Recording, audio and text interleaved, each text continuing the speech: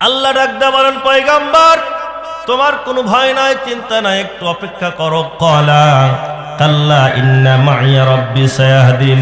পয়গম্বর চার জাতির মানুষদেরকে জানায় দিল, তোমরা কেউ ভয় পেও না, চিন্তা করো না। কাল্লা ইন্না মাইয়া রাব্বি সায়াহদিন, একটু অপেক্ষা করো, আমার আল্লাহ রাব্বুল আলামিন আমাদের সবাইকে হেফাজত করবে। জোরে বলি সুবহানাল্লাহ। ফাআউহাইনা ইলা মুসা আনিদরিব বিআসাকাল বাহর। আল্লাহ রাব্বুল আলামিন মেসেজ দিয়ে দিলেন, পয়গম্বর তুমি ভয় পেও না, তোমার হাতের মধ্যে আমার সভাপতির মতো একটা লাঠি। আল্লাহ পাক রব্বুল আলামিন এই লাঠির মধ্যে যেই মুজিজা দিয়েছিলেন, আল্লাহ রাব্বুল আলামিন ডাক দিয়ে বললেন, পয়গম্বর তোমার হাতের লাঠি দিয়ে তুমি সাগরের মধ্যে একটা আঘাত করে ফেলে দাও। আল্লাহ রাব্বুল আলামিন সাগরের মধ্যে যখন আঘাত করলো, 12টা রাস্তা তৈরি করে দিল। জোরে বলি সুবহানাল্লাহ, আরো জোরে বলি সুবহানাল্লাহ, আওয়াজ করে বলুন আল্লাহু আকবার। আল্লাহ রাব্বুল আলামিন হাইওয়ে রাস্তার মতো যখন রাস্তা তৈরি করে দিল, সঙ্গে সঙ্গে 12টা গোত্রীয় নেতাদেরকে নিয়ে, নাকিবদেরকে নিয়ে পয়গম্বর মুসা আলাইহিস সালাতু ওয়াস সালাম বহাল তবিয়তে পার হয়ে চলে গেল। জোরে বলি সুবহানাল্লাহ। পিছন দিক থেকে ফিরাউনের লোকজন এসে দেখে পয়গম্বর মুসা সাগর পার হয়ে যখন চলে গেল, পিছনে পিছনে তারাও নামতে শুরু করে দিয়ে দিল। এমন রাস্তা দেখে তো আর সহ্য হয় নাই, পয়গম্বরের পিছু নিয়ে নিল। সাগরের মাঝখানে যখন চলে গেল, সাগরের মাঝ পথে যখন চলে গেল, আল্লাহ রাব্বুল আলামিন ডাক দেয়া বলেন, ওয়া আগরাকনা আলি ফিরআউন। ও সাগরের পানি, আর দেরি করা যায় না, আর অপেক্ষা করা যায় না। আমার বিপক্ষে যেই ষড়যন্ত্র করেছেন, আমার পয়গম্বরকে হত্যা করার জন্য যে চেষ্টা করেছেন, আমার বিধানকে নিভিয়ে দেওয়ার জন্য, নেস্তেনাবুদ করার জন্য যেই ফিরাউন ষড়যন্ত্র করে চেষ্টা করে, এই ফিরাউনকে তোমার মধ্যে তুমি পানির মধ্যে ডুবিয়ে ডুবিয়ে চুবিয়ে চুবিয়ে টেপা মাছের মতো পেটটা মোটা করে দাও। আল্লাহু আকবার বলে আমার ভাইয়েরা। এবার যখন সাগরের মাঝখানে চলে গেল, আল্লাহ রাব্বুল আলামিনের নির্দেশে পানি দুই দিক থেকে চাপা দিয়ে ফিরাউনের সব লোকজন লস্করকে পানির মধ্যে চুবায়া দিল, ডুবায়া দিল। আল্লাহ রাব্বুল আলামিন ডাক দেয়া বলেন, শুধু আজকে নয়, ও জাতিরা, ও ইমানদারেরা, বেঈমানেরা, তোমরা শিক্ষা গ্রহণ করে নাও। আল্লাহর নবী পয়গম্বর আলাইহিস সালাতু ওয়াস সালাম বিশ্ব নবীর কোরআনুল কারীমের সঙ্গে যারা, আল্লাহর কোরআনের কারীমের সঙ্গে যারা বিপক্ষে চলবে, বিরোধিতা করবে, আমার নবীকে হত্যা করার জন্য যারা চেষ্টা করবে, নমরুদকে যেমন ছোট্ট মশা দিয়ে হত্যা করেছি, ফিরাউনকে যেমন পানির মধ্যে ডুবায়া সুবায়া হত্যা করেছি, আমার নবীর সঙ্গে যারা বেয়াদবি করবে, দুশমনি করবে, আল্লাহর কোরআনকে যারা নিভিয়ে দেওয়ার জন্য বারবার চেষ্টা করবে, আমি আল্লাহ রাব্বুল আলামিন তাদেরকেও দুনিয়ার মধ্যে নেস্তেনাবুদ করে দিব। জোরে বলি সুবহানাল্লাহ। বাংলাদেশে বড় বড় এমপি, মন্ত্রী, প্রধানমন্ত্রী সহ যেখানে বৈঠক করা হয়, ওই জায়গাটার নাম কি একবার আপনারা বলে দেন? সংসদ ভবন। সম্মানিত প্রিয় ভাইয়েরা আমার, ভারতের ময়দানে, ভারতে যেই জায়গার মধ্যে এই কনফারেন্স করা হয়, সমাবেশ করা হয়, ওই জায়গাটার নাম কি আপনারা কেউ বলতে পারবেন? ওই জায়গাটার নাম হলো লোকসভা। লোকজন যেখানে জড়ো করে, ওই জায়গাটার নাম হলো লোকসভা। আরো একটা নাম আছে ওই জায়গার, সেটার নাম হলো বিধানসভা। কি নাম বলছি? বিধানসভা। আমেরিকানে বড় বড় মানুষেরা যেখানে এই পরামর্শের জন্য বসে, ওই জায়গাটার একটা নাম আছে, ওই জায়গাটার নাম হলো হোয়াইট হাউস। তৎকালীন সময় আরব ভূমিতে বিশ্বনবী সাল্লাল্লাহু আলাইহি ওয়াসাল্লাম যখন কোরআনের মেসেজ জাতির সম্মুখে পৌঁছা দিত, তখন আবু জেহেল, আবু লাহাব, উতবা, শাইবা, ওয়ালিদ বিন মুগীরার নেতৃস্থানীয় আরব ভূমির বড় বড় নেতা একটা সংসদ বসাইল, একটা কনফারেন্সের জায়গা করলো। ওই জায়গাটার নাম যেন কি ভাইয়ের আমার? দারুল নাদওয়া। সূরা আনফালের 30 নম্বর আয়াত আমি তেলাওয়াত করেছি। এই আয়াতের মধ্যে আল্লাহ রাব্বুল আলামিন তার হাবিবকে মেসেজ দিয়ে জানিয়ে দিলেন, জোরে বলি সুবহানাল্লাহ, আর জোরে বলি সুবহানাল্লাহ। আমার ভাইয়েরা,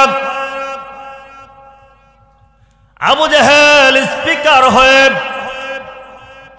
উতবা, শাইবা, ওয়ালিদ বিন মুগীরা স্থানীয় বড় বড় নেতাদের সঙ্গে নিয়ে আবু জেহেল নিজেই অবৈধ ট্রাইব্যুনাল তৈরি করল, দারুন নাদওয়ার মধ্যে সংসদ বসাইল। দারুন নাদওয়া নামক পার্লামেন্টের মধ্যে বিশ্ব নবী সরকার দুজাহাদুল আমিনার বিরুদ্ধে বিপক্ষে ষড়যন্ত্র করার জন্য চেষ্টা চালাচ্ছে আমার আপনার নবী, পয়গম্বর নবী, মায়ার নবী রহমাতাল লিল আলামিন দারুন নাদওয়ার সম্মুখ দিয়ে হেঁটে যাচ্ছেন। ওই দিকে তাকাইল, দরজাটা গেটটা আনলক দেখা যায়, শক্ত করে কোনো লক করেন নাই। নবীজি হাঁটি হাঁটি পা পা করে, নবীজি হাঁটি হাঁটি পা পা করে দারুন নাদওয়ার মধ্যে যখন চোখটা মেললেন, সবাই তাকিয়ে আছে আবু জেহেলের দিকে, আবু জেহেল তাকিয়ে আছে দরজার দিকে। সঙ্গে সঙ্গে বিশ্ব নবীজি মুহাম্মদুর রাসূলুল্লাহর দিকে চোখে চোখ পড়ে গেল। আমার ভাইরা, আবু জেহেল ডাকতে বলে, ও মুহাম্মদ বিন আব্দুল্লাহ, তুমি কেন দারুন নাদওয়ার মধ্যে? কি বলতে চাও তুমি? তোমাকে তো প্রবেশ করতে দেওয়া যাবে না। দারুন নাদওয়ার মধ্যে সমকালীন সময়ের মধ্যে ওই সময় বিশ্ব নবীজির আপন চাচা আবু তালেব বসে। আমার ভাইরা, আবু তালেব ডাকতে বলেন, ও নেতা আবু জেহেল, আমার ভাতিজা দারুন নাদওয়ার মধ্যে আসবে, আমার ভাতিজা মুহাম্মদ দারুন নাদওয়ার মধ্যে বসবেন। সঙ্গে সঙ্গে আবু জেহেল ডাকতে বলেন, ও তোমার ভাতিজা মুহাম্মদকে প্রবেশ করতে দেওয়া যাবে না, তার কোনো বক্তব্য এখানে অ্যাকসেপ্ট নয়, গ্রহণ করা হবে না। বলে, আমার ভাতিজা অবশ্যই দারুন নাদওয়ার মধ্যে প্রবেশ করবে। সঙ্গে সঙ্গে ওয়ালিদ বিন মুগীরা দাঁড়িয়ে বলেন, নেতা আবু তালেব না, আপনার ভাতিজা আসতে পারে না, আসতে পারে না। যদি আসেই তবে তার কোনো বক্তব্য শোনা হবে না, তার কোনো কথা আমাদের এইখানে চলবে না। বিশ্ব নবীজি যখন দারুন নাদওয়ার মধ্যে প্রবেশ করলো, আল্লাহর নবী বলে, আমি দুটো কথা বলতে চাই, বক্তব্য দিতে চাই। আমার ভাইয়ের, আমাদের অভ্যাস হলো যেই জায়গাটা যত নরম দুর্বল ওই জায়গায় কালেমার মেসেজটা পৌঁছাইতে চাই, কিন্তু শক্ত জায়গায় যেতে চাই না। কথা বলেন ঠিক কিনা? ইতিহাস আপনি খুঁজে দেখেন, পয়গম্বর মুসা আলাইহিস সালাতু ওয়াস সালাম তৎকালীন সময় সমকালীন সময়ের মধ্যে সব চাইতে ক্ষমতাধর মানুষ যিনি ছিলেন ফিরাউন। এই ফিরাউনের দরবারে পয়গম্বর মুসা আলাইহিস সালাতু ওয়াস সালাম দাওয়াতের কাজ করেছেন। কথা বলেন ঠিক কিনা? ইব্রাহিম নবীর দিকে তাকান, ইতিহাস তালাশ করে দেখেন, আমাদের জাতির পিতা মিল্লাতা আবিকুম ইব্রাহিম, ইব্রাহিম আলাইহিস সালাতু ওয়াস সালাম যার কাছে একাত্মবাদের দাওয়াত নিয়ে গেছেন, তাওহীদ রিসালাতের দাওয়াত যার কাছে নিয়ে গেছেন, ক্ষমতাধর শক্তির মালিক নমরুদের কাছে কালেমার দাওয়াত নিয়ে গেছেন। কথা বলেন ঠিক কিনা? ক্বালা ইয়া কওমি ইবুদুল্লাহা মা লাকুম মিন ইলাহিন গায়রু। আল্লাহু আকবার বলেন, আর জোরে বলুন আল্লাহু আকবার, আওয়াজ করে বলুন আল্লাহু আকবার। আমার ভাইরা, সম্মানিত প্রিয় হাজিরিন, ছোট্ট 1 মিনিট একটা কথা বলে দিচ্ছি। আল্লাহ নবী মুসা আলাইহিস সালাতু ওয়াস সালাম যখন নমরুদের কাছে কালেমার মিশন নিয়ে গেল। ফিরাউনের কাছে যখন কালেমার দাওয়াত নিয়ে গেল, ফিরাউন আল্লাহর নবী পয়গম্বর মুসাকে হত্যা করার জন্য যখন ধাওয়া করতে শুরু করলো, পাকড়াও করবে, পিছন থেকে তাড়ানো শুরু করে দিয়েছেন। পয়গম্বর মুসা আলাইহিস সালাতু ওয়াস সালাম যাইতে যাইতে যাইতে যাইতে একেবারে সাগরের নিকটবর্তী হয়ে গেল। তার দলের লোকজনেরা, তার সঙ্গীরা নতুন নতুন ঈমান গ্রহণ করেছেন। পয়গম্বরকে ডাক দিয়ে বললেন, ফালাম্মা তারা আল জামআনি ক্বালা আসহাবু মূসা ইন্না লামুদরাকুন। আল্লাহু আকবার পড়ে। ও পয়গম্বর, আপনি তাকা দেখেন, তিন দিক থেকে ফিরাউনের শত্রুরা আমাদেরকে আক্রমণ চালাচ্ছে। ডান দিকে ফিরাউনের শত্রু বাহিনী, বাম দিকে ফিরাউনের বাহিনী, পিছন দিক থেকে ধাওয়া করছে, তারাও করছে। আমরা কই যাব, কই যাব? ইন্না লামুদরাকুন। একটু যদি অপেক্ষা করি, একটু যদি ওয়েট হয়ে যায়, একটু যদি সময় চলে যায়, আমাদেরকে লামুদরাকুন ধরে ফেলে দিবে, পাকড়াও করে ফেলে দিবে। পয়গম্বর ডাক দিয়ে বলেন, না না না, ভয় পেও না, চিন্তা করো না, টেনশন করো না, কারণ ইমানদারদেরকে সাহায্য যিনি করেন তার নাম কি? লা তাহজান ইন্নাল্লাহা মা'ানা। আল্লাহ ডাক দিয়ে বলেন, আল্লাহকে যে ভয় করে পৃথিবীতে তার কোনো ভয় নাই। কথাটা কার? সম্মানিত প্রিয় ভাইয়েরা আমার, আল্লাহ ডাক দিয়ে বলেন, পয়গম্বর তোমার কোনো ভয় নাই, চিন্তা নাই, একটু অপেক্ষা করো। ক্বালা কাল্লা ইন্না মাইয়া রাব্বি সায়াহদিন। পয়গম্বর চার জাতির মানুষদেরকে জানায় দিল, তোমরা কেউ ভয় পেও না, চিন্তা করো না। কাল্লা ইন্না মাইয়া রাব্বি সায়াহদিন, একটু অপেক্ষা করো, আমার আল্লাহ রাব্বুল আলামিন আমাদের সবাইকে হেফাজত করবে। জোরে বলি সুবহানাল্লাহ। ফাআউহাইনা ইলা মূসা আনিদরিব বিআসাকাল বাহর। আল্লাহ রাব্বুল আলামিন মেসেজ দিয়ে দিলেন, পয়গম্বর তুমি ভয় পেও না, তোমার হাতের মধ্যে আমার সভাপতির মতো একটা লাঠি।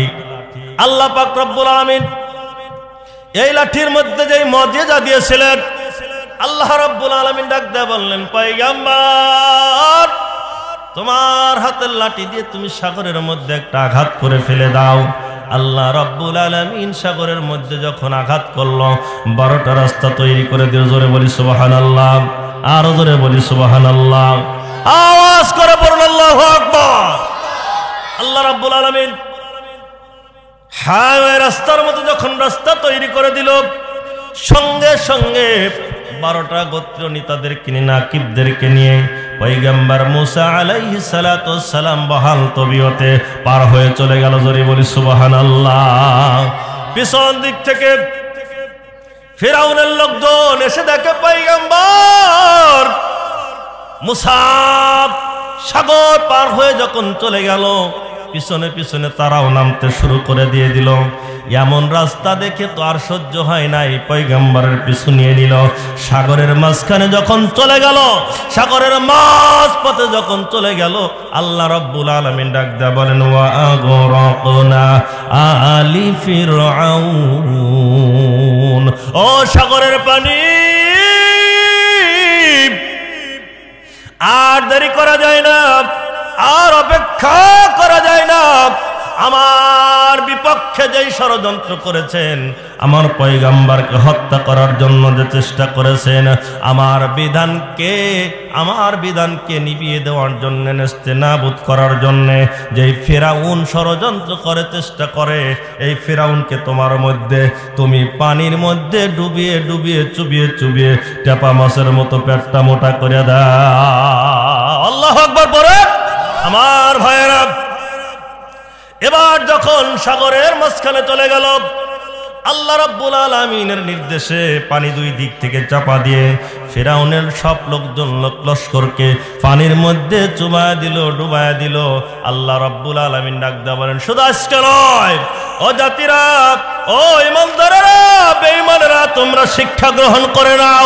আল্লাহর নবী পয়গম্বর আলাইহিস সালাতু ওয়াস সালাম বিশ্বনবীর কোরআনুল কারীমের সঙ্গে যারা, আল্লাহর কোরআনের কারীমের সঙ্গে যারা বিপক্ষে চলবে, বিরোধিতা করবে, আমার নবীকে হত্যা করার জন্য যারা চেষ্টা করবে, নমরুদকে যেমন ছোট্ট মশা দিয়ে হত্যা করেছি, ফিরাউনকে যেমন পানির মধ্যে ডুবায়া সুবায়া হত্যা করেছি, আমার নবীর সঙ্গে যারা বেয়াদবি করবে, দুশমনি করবে, আল্লাহর কোরআনকে যারা নিভিয়ে দেওয়ার জন্য বারবার চেষ্টা করবে, আমি আল্লাহ রব্বুল আলামিন তাদেরকেও দুনিয়ার মধ্যে নেস্তেনাবুদ করে দিব। জোরে বলি সুবহানাল্লাহ।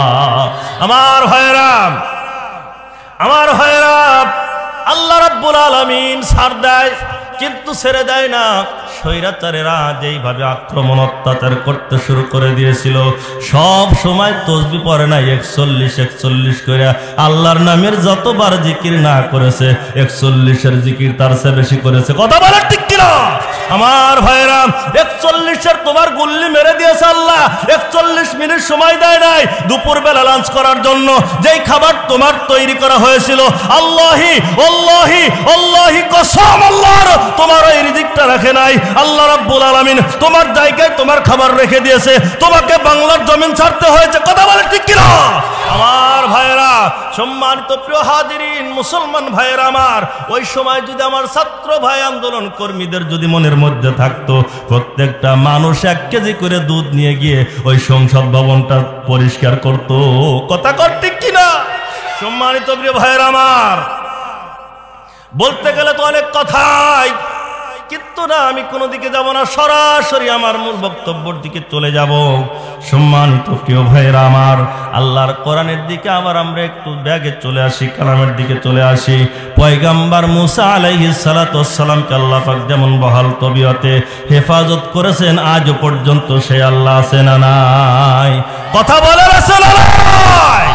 সম্মানিত প্রিয় ভাইরা আমার, সময়ের পর সময় যারাই যত আল্লাহর পয়গম্বরদের বিপক্ষে অবস্থান করেছেন, আল্লাহর গোলামদের সঙ্গে নাফরমানি করেছেন, বেঈমানি করেছেন, আল্লাহ রাব্বুল আলামিন তাদেরকে দুনিয়ার থেকে নেস্তেনাবুদ করেছেন। কথা বলেন ঠিক কিনা? কথা বলেন ঠিক কিনা?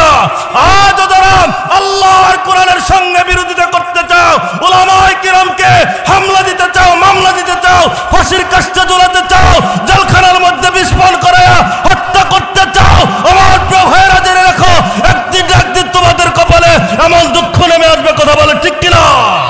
অতএব সাবধান হয়ে যাও, সাবধান হয়ে যাও। আল্লাহর পক্ষের গোলামদের সম্মুখে টক্কর দিয়ে কোনোদিন টিকে থাকা যায় না। কথা বলে ঠিক কিনা? সম্মানিত প্রিয় ভাইরা আমার, আল্লাহর নবী বিশ্বনবী যখন দারুন নাদওয়ার মধ্যে ঢুকে গেল, সঙ্গে সঙ্গে অবৈধ একজন নেতা, লেখাপড়া নাই, অবৈধ একজন নেতা, আমার দেশ তো নেতা হয়ে গেলে খুব একটা লেখাপড়া করাও লাগে না, তবে আল্লাহর কসম ইসলামী আন্দোলনের কর্মী যারা, লেখাপড়া ছাড়া একজন মানুষকেও নেতার শপথ দেওয়া হয় না। কথা বলার ঠিক কিনা? সম্মানিত প্রিয় ভাইয়ের আমার, এই দীর্ঘদিন আমি নাম বলবো না, কত কষ্ট করে আমাদেরকে কথা বলতে হয়েছে। ওযুর ফরজ, গোসলের ফরজ জানে না, মাহফিলে বক্তাকে সে কমান করেছে। কথা কন ঠিক কিনা?